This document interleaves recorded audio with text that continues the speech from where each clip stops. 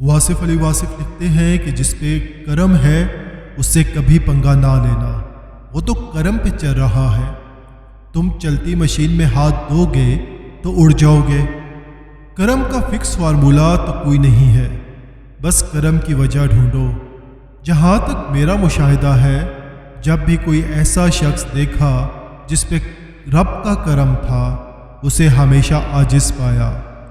پوری عقل کے باوجود بس سیدھا سا بندہ، بہت تیزی نہیں دکھائے گا، الجھائے گا نہیں، رستہ دے دے گا، بہت زیادہ غصہ نہیں کرے گا، سمپل بات کرے گا۔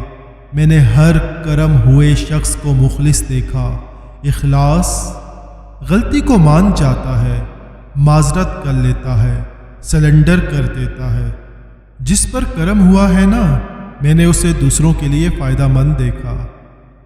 یہ ہو ہی نہیں سکتا کہ آپ کی ذات سے نفع ہو رہا ہو اور اللہ آپ کے لیے کشادگی کو روک دے اور کرم کرے گا۔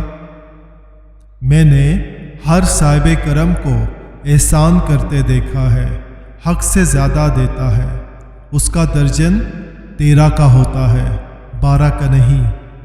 اللہ کے کرم کے پہیے کو چلانے کے لیے آپ بھی درجن 13 کا کرو۔ اپنی زندگی میں اپنی کمٹمنٹ سے تھوڑا زیادہ احسان کر دیا کرو، نہیں تو کیا ہوگا، حساب پہ چلو گے تو حساب ہی چلے گا۔ دل کے کنجوس کے لیے کائنات بھی کنجوس ہے، دل کے سخی کے لیے کائنات خزانہ ہے۔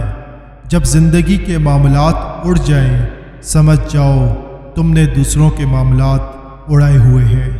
آسانیاں دو، آسانیاں ملیں گی۔